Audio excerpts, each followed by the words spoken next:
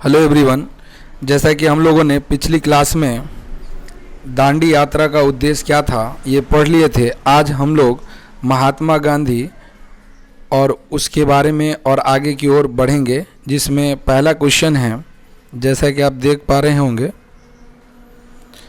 कि महात्मा गांधी के प्रारंभिक जीवन पर संक्षिप्त टिप्पणी लिखे। यानी गांधी जी का शुरुआती जीवन कैसा था उसके बारे में आपको बताना है। तो आंसर इस तरीके से है, भारतीय आसमान के चमकते सितारे मोहनदास करमचंद गांधी, जिन्हें भारतीय श्रद्धा से महात्मा गांधी कहते हैं, का जन्म 2 अक्टूबर 1869 को कठियावाड़ के पोरबंदर यानी गुजरात में हुआ था। देखिए, गुजरात एक स्टेट है, आप लोगों को पता होगा, उसमें एक पोरबंदर एक एरिया है और उसमें कठियावाड़ एक जगह है जहां पर गांधी जी का जन्म हुआ था। गांधी जी को राष्ट्रपिता के नाम से भी जाना जाता है, प्यार से लोग उन्हें बापू भी कहते हैं। महात्मा गांधी के बचपन का नाम मन्नू था। आप देख सकते हैं महात्मा गांधी के बचपन का नाम मन्नू है, बचपन का नाम मन्नू था। उनके पिता का नाम जो करमचंद गांधी था, वे राजकोट में दीवान के पद पर कार्य करते थे। देखिए, पहले जो है दीवान का पद काफ़ी बड़ा पद होता था, जिस पर लोग काम करते थे तो काफ़ी पैसे कमाते थे। तो ये गांधी जी बहुत ही धनी परिवार से थे, आप लोग को ये ध्यान में रखना है। गांधी जी धनी परिवार से थे और ये राजकोट के इनके पिता क्या थे, तो दीवान थे। आप लोग को याद रखना है, यहाँ दीवान पर ध्यान रखना है, दीवान थे। आगे की अगर बात करें तो करमचंद गांधी सत्यवादी, निर्भीक और दयावान थे। ये जो करमचंद गांधी थे, उनके पिता वो एकदम सत्यवादी थे, पूरी तरीके से सच्चाई पर वो अडिग रहते थे, किसी से डरते नहीं थे। निर्भीक का मतलब एकदम निडर व्यक्ति थे और दयावान मतलब हमेशा हर किसी की मदद करते रहते थे। उनकी माता का नाम पुतलीबाई था। आप लोग जानते ही होंगे कि गांधी जी की माता का नाम पुतलीबाई था और वे धार्मिक विचारों से प्रेरित सीधी सादी महिला थी, यानी पूजा पाठ करती थी, अपना घर परिवार का ध्यान रखती थी, ऐसी महिला थी गांधी जी की माता जी। वे सूर्य को अर्घ दिए बिना अन्न ग्रहण नहीं करती थी। यानी सूरज को आप जानती होंगे, हिंदू धर्म में ऐसी एक पूजा होती है, उनको दिए बिना ये कभी भी खाना नहीं खाती थी, अन्न ग्रहण नहीं करती थी। 13 वर्ष की उम्र में, अल्प आयु का मतलब होता है छोटी उम्र में, गांधी जी का विवाह कस्तूरबा नामक कन्या से संपन्न हो गया। यानी कस्तूरबा नाम की एक लड़की से इनकी शादी हो गई महात्मा गांधी जी की। और गांधी जी ने बाल विवाह के कड़वे अनुभवों का सामना भी किया। जैसा कि आपको पता है, 13 साल की उम्र एक बाल उम्र होती है और इनमें गांधी जी की जब शादी हुई तो उनको अनुभव हुआ कि बाल विवाह वाकई कितना अच्छा होता है या कितना बुरा होता है, क्या इसमें नुकसान होते हैं। ये बाल विवाह का जो सच था गांधी जी को समझ में आया। महात्मा गांधी जी की प्रारंभिक शिक्षा राजकोट के अल्फ्रेड हाई स्कूल में हुई थी। गांधी जी जो है बचपन में बहुत ही ज़्यादा शर्मीले थे, जैसा कि आप लोग पहले भी पढ़े होंगे, शर्मीले स्वभाव के थे। वकालत की शिक्षा प्राप्त करने के लिए इंग्लैंड गए थे। आपको तो पता ही होगा कि ये वकालत के लिए कहाँ चले गए थे, इंग्लैंड चले गए थे। 4 सितंबर 1888 को बम्बई से इंग्लैंड रवाना हुए थे और लगभग 24 वर्ष की उम्र में वे दक्षिण अफ्रीका भी चले गए थे, एक केस के सिलसिले में। आप लोगों को पता होगा, वहीं से गांधी जी का काम शुरू हुआ दक्षिण अफ्रीका में। गांधी जी ने बहुत से आंदोलन किए, जिसमें आप लोगों को आगे बताया जाएगा कि किस तरीके से दक्षिण अफ्रीका में अंग्रेज़ों को झुकना पड़ा गांधी जी के विचार के आगे। अगले क्वेश्चन की तरफ हम लोग चलते हैं। अगला क्वेश्चन है, गांधी जी द्वारा असहयोग आंदोलन शुरू करने की पृष्ठभूमि क्या थी। देखिए, गांधी जी ने जो असहयोग आंदोलन चालू किया उसकी पृष्ठभूमि क्या थी, यानी गांधी जी ने किस तरीके से और किन कारणों से ये चालू किया था और किस तरीके से ये स्टार्ट हुआ, देखिए ध्यान से। तो जब दक्षिण अफ्रीका से लौटे गांधी जी भारत आए तो उन्होंने उन समस्याओं को ध्यान में रखना शुरू किया जो भारत में चल रही थी, और वहाँ दक्षिण अफ्रीका में भी वो पहले ही सत्याग्रह कर चुके थे। तो इसीलिए सबसे पहले उन्होंने 1917 में नीलहे अंग्रेज जमींदारों के खिलाफ किसानों के संघर्ष का नेतृत्व किया। जैसा कि आप लोगों को पता होगा कि नील की खेती होती थी और नील की खेती में तिनकठिया मजदूरी, ऊपर में आपको पढ़ाया गया था चंपारण सत्याग्रह, ये गांधी जी द्वारा उसमें सबसे पहले 1917 ईस्वी में चंपारण में ही सत्याग्रह किया गया। जिसके बाद फिर गुजरात में एक खेरा एक जगह है, गुजरात में किसान के लिए आंदोलन किया उन्होंने। फिर उसके बाद जो है अहमदाबाद में मजदूर के लिए आंदोलन किया उन्होंने। और इस तरीके से गांधी जी ने 3 आंदोलन संपन्न किए। देखिए, पहला 1917 तिनकठिया यानी नील की खेती चंपारण सत्याग्रह के नाम से प्रसिद्ध हुआ। दूसरा खेरा, ये गुजरात में किसानों के लिए किया गया, और ये अहमदाबाद में मजदूरों के लिए किया गया। 3 इम्पोर्टेंट जो आंदोलन गांधी जी के द्वारा किए गए थे, आपको समझना होगा। अगले क्वेश्चन, अगले बातों को समझते हैं क्या है। फिर क्या हुआ, गांधी जी ने जब ये 3 आंदोलन संपन्न कर दिया और इनमें सफलता भी मिली। आगे की बात करें, 1919 इसमें आपको पता होगा रॉलेट एक्ट आया था, उसका विरोध किया।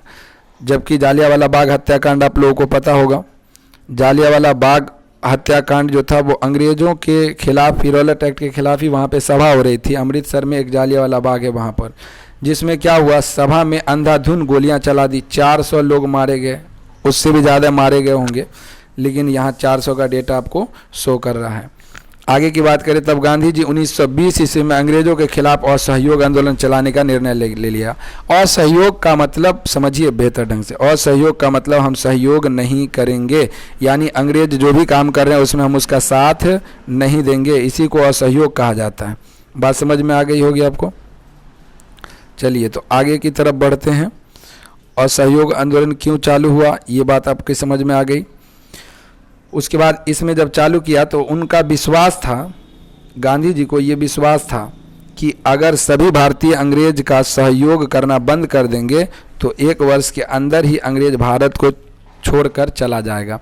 देखिए, गांधी जी को पता था कि ये हमारे सहयोग की वजह से ही हमारे लिए हमारे ऊपर इतना दबदबा बना कर रखता है। अगर हम इसका सहयोग करना छोड़ देंगे तो ये हमारे ऊपर दबदबा नहीं बना पाएगा, और किसी भी तरीके से अंग्रेज लोग हमारे देश से उसको मजबूरी में या जैसे भी हो जाना पड़ेगा। ये गांधी जी की सोच थी। तो आइए फिर से एक बार मैं बता दूं कि गांधी जी द्वारा असहयोग आंदोलन जो शुरू की गई थी उसके बारे में क्या समझदारी है। तो देखिए, असहयोग आंदोलन जो गांधी जी चालू किए थे उससे पहले कई घटना हुई थी। जैसे जब गांधी जी दक्षिण अफ्रीका से आए थे तो 1917 में पहली बार नील की खेती के विरुद्ध गांधी जी ने आंदोलन छेड़ दिया था। दूसरा खेरा, तीसरा जो है आपको अहमदाबाद के मजदूर का आंदोलन, जब तीनों में सक्सेस हो गए गांधी जी, तो फिर इसी दरमियान 1919 ईस्वी में क्या हुआ कि एक रॉलेट एक्ट आया।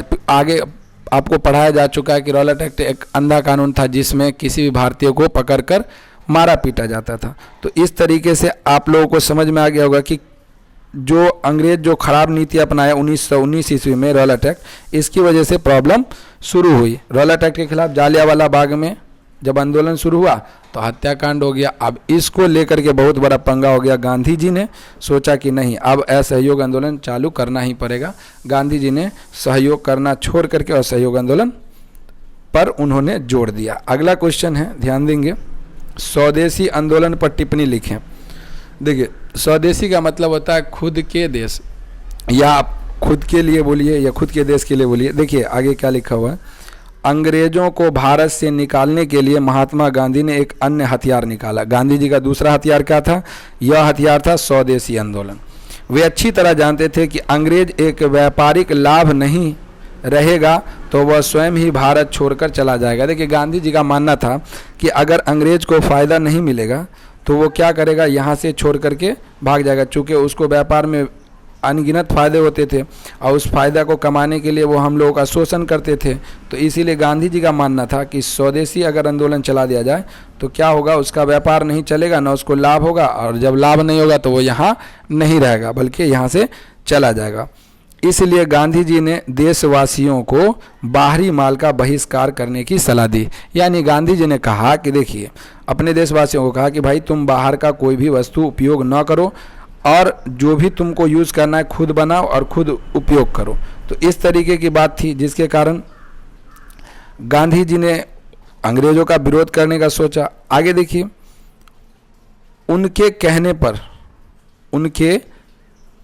पर भारतीयों ने जहां विदेशी माल का प्रयोग करना बंद कर दिया, वहीं उन्होंने विदेशी माल की होली भी जलाई। यानी सिर्फ विदेशी माल का यूज़ करना बंद नहीं किया, बल्कि जो विदेशी सामान थे उसको जलाना भी शुरू कर दिया। आगे की बात है, अब जब वे अपने देश की चीज़ों का प्रयोग होने लगी तो भारतीय कारखाने चलने लगे। देखिए, भारत के जो अपने कारखाने थे वो चलने लगे। कब चलने लगे? जब अपने देश के लोग अपने ही देश के सामान का यूज़ करने लगे तो जाहिर सी बात है यहाँ का कारखाना स्वदेशी माल चलने लगा। स्वदेशी माल चलने लगा तो भारतीयों को काम धंधा मिलने लगा, मजदूरों को काम मिलने लगा, और भारत का जो भी लोग था वो भारत में ही पैसा कमाने लगा। अब उसे बाहर जाने की ज़रूरत भी महसूस नहीं हुई। इस तरीके से इस तरह भारत की आर्थिक स्थिति भी सुधरने लगी। तो स्वदेशी आंदोलन का सबसे बड़ा फायदा ये हुआ कि लोगों को अपने ही देश में रोजगार मिलने लगा। देखिए, अपने ही देश में रोजगार मिलने लगा, मजदूर को मजदूरी अच्छे से मिलने लगी, यहीं काम करने के लिए मिलने लगा। तो चूंकि बाहर वो जाएगा कमाने के लिए तो बाहर खाएगा, तो जहाँ पर रहेगा उसका फ़ायदा होगा। अगर मान लीजिए हम अपने घर पे रहते हैं और घर पे ही बहुत सारी चीज़ें बना लेते हैं और उसे बेचते हैं, तो हमारा खर्चा तो न तो जाने आने का खर्चा होगा, खाने पीने का भी परिवार में रहेंगे तो कम ही खर्च होगा। तो इस तरीके से काफ़ी अच्छा स्थिति हो जाएगा, आर्थिक स्थिति। चलिए अगले क्वेश्चन की तरफ चलते हैं। बहुत इंपॉर्टेंट क्वेश्चन है।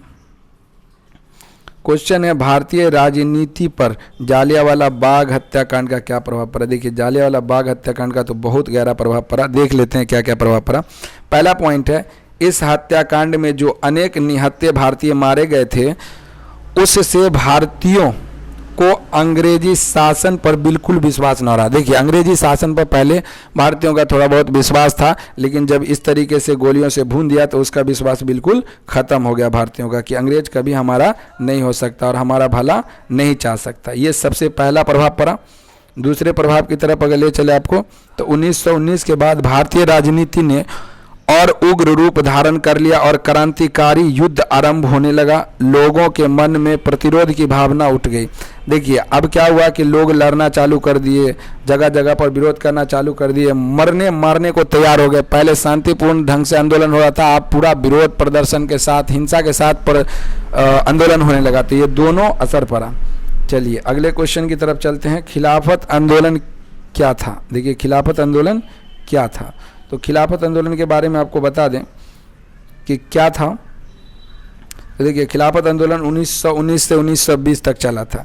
ये मोहम्मद अली और शौकत अली, इसको अली बंधु के नाम से भी जाना जाता है, इन दोनों के नेतृत्व में भारतीय मुसलमानों के बीच एक व्यापक आंदोलन चला।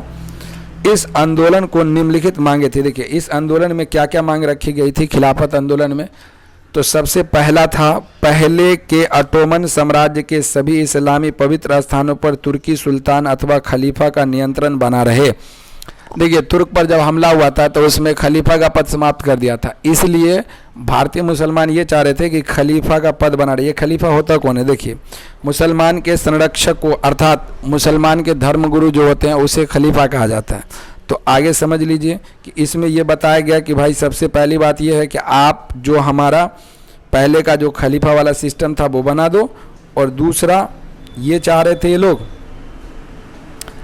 कि जजीरात उल अरब, यानी अरब, सीरिया और इराक, फिलिस्तीन, ये चारों को मिला के कहा जाता है जजीरात उल अरब, ये इस्लामी संप्रभुत्व के अधीन रहे तथा खलीफा के पास इसके क्षेत्रों में वह इस्लामी विश्वास को सुरक्षित करने योग्य बना सके, तो इस क्षेत्र को दिया जा सके और इसमें काम चल सके। ऐसा इन्होंने दो मांगे रखी थी। समझ लीजिए खिलाफत आंदोलन आखिर हुआ क्या था। देखिए, प्रथम विश्व युद्ध में अंग्रेज को जरूरत पड़ा था सैनिकों की, चूँकि आप लोगों को पता ही होगा, तो इसने भारतीय मुसलमान जो थे उसको कहा कि आप अगर हमारी हेल्प करेंगे तो हम आपके धर्म में किसी तरह का हस्तक्षेप नहीं करेंगे। चलिए ठीक है, मुसलमानों ने इसमें साथ दे दिया। साथ देने के बाद जब ये मुस्लिम लोग जब साथ दिया, जब युद्ध खत्म हो गया तो मुस्लिम के धर्म संरक्षण की बात आई तो अंग्रेज अपने वादे से मुकर गया। इसी कारण से अंग्रेज़ों के खिलाफ ये युद्ध चालू हुआ था, खिलाफत आंदोलन। चलिए, युद्ध नहीं था, सॉरी, ये एक तरीके का आंदोलन था। अगले क्वेश्चन की तरफ चलें। अगला क्वेश्चन है, असहयोग आंदोलन के कारणों पर प्रकाश डालें। असहयोग आंदोलन के कारणों पर प्रकाश डालें। तो देखिए, गांधी जी ने 1920 में असहयोग आंदोलन आरंभ किया, इसके निम्नलिखित कारण थे। आप लोगों को पता, बहुत इंपॉर्टेंट डेट है, आपको याद रखना है। 1920 ईस्वी असहयोग आंदोलन का डेट है। असहयोग आंदोलन शुरू हुआ था 1920 ईस्वी में। उसके क्या क्या कारण थे? बहुत से कारण थे। पहला रॉलेट एक्ट, आपको पता होगा, ये अंधा कानून था। 1919 ईस्वी में काला कानून भी इसको कहा गया। इसमें किसी भी व्यक्ति को अकारण पकड़ के बंदी बना लिया जाता था और उसे मारा पीटा जाता था तब तक जब तक उसका मन होता था। इसलिए महात्मा गांधी इस चीज़ से दुखी होकर असहयोग आंदोलन चालू किए। दूसरा, जैसा कि आप लोगों को पता होगा, दूसरा जालियांवाला बाग हत्याकांड। ये जालियांवाला बाग हत्याकांड रॉलेट एक्ट के विरोध में ही अमृतसर में जालियांवाला बाग स्थान पर ये आंदोलन चल रहा था कि भाई क्या किया जाए, किस तरीके से किया जाए, यह कानून कैसे हटेगा। अब ये चर्चा ही चल रही थी कि इतने में जो है इन लोगों ने, जनरल और डायर आए वहाँ पर, और आने के बाद सभी लोगों पर गोलियों की बौछार कर दी गई। आगे की अगर बात करें, अब अंधाधुंध गोलियां चलाने से लाखों लोग मारे गए, बहुत सारे लोग घायल हो गए। अब देखिए आगे की बात करते हैं। लोगों पर जो है अंधाधुंध गोलियां चलाई, भयंकर हत्याकांड हुआ। महात्मा गांधी ने इस हिंसक घटना को देख करके असहयोग आंदोलन चालू कर दिया। तो ये दूसरी बात थी असहयोग आंदोलन का। तीसरी बात आपको तो पता ही है, खिलाफत आंदोलन अभी बात किए थे। ये तुर्की के जो सुल्तान थे वो विश्व के सारे मुसलमान के खलीफा माने जाते थे, गुरु माने जाते थे। और इन लोगों ने, अंग्रेज ने क्या किया कि तुर्की के खिलाफ उसका राज्य छीन लिया। क्या हुआ कि भारतीय मुसलमान इसे अपना अपमान समझने लगे और इस वजह से गांधी जी के साथ मिल करके निश्चय किया कि असहयोग आंदोलन में हम लोग भी साथ रहेंगे और ये साथ में ही खिलाफत आंदोलन भी चलेगा, चूँकि ये सब अंग्रेज़ों का ही पंगा था। तो इस तरीके से आप, एक बात और मैं आपको समझा दूँ कि देखिए, खिलाफत आंदोलन से आप क्या समझते हैं, ये एक अलग क्वेश्चन बन जाता है। और सहयोग आंदोलन से आप क्या समझते हैं, ये एक अलग क्वेश्चन बन जाता है। खिलाफत आंदोलन क्या है, ये अलग क्वेश्चन बनता है। स्वदेशी आंदोलन तो है ही। तो इस तरीके से एक एक क्वेश्चन, इसमें एक क्वेश्चन में 3 क्वेश्चन बन सकता है। देखिए सीधी सी बात आपको ये याद रखना है कि जब भी किसी को तकलीफ होगी आंदोलन चलेगा। क्यों? क्योंकि अगर किसी का हक मारा जाएगा, किसी के साथ गलत होगा, तो वो अपने हक के लिए लड़ेगा ही, और जब हक के लिए लड़ेगा तो किसी को बुरा लगेगा। अब जो उसके खिलाफ रहेगा उससे कहीं ना कहीं आंदोलन की संभावनाएं बन जाती है। तो चलिए, ये बहुत ही वीवीआई क्वेश्चन सब थे। अगर आपको ये वीडियो समझ में आया हो तो लाइक कर दीजिए, कमेंट कर दीजिएगा। अगर नहीं समझ में आया हो तो आप ज़रूर कमेंट में लिखिएगा कि क्या आपको समझ में नहीं आया। हम अगले वीडियो में इसे दूर करने की पूरी कोशिश करेंगे। आज के लिए इतना ही। Okay, bye.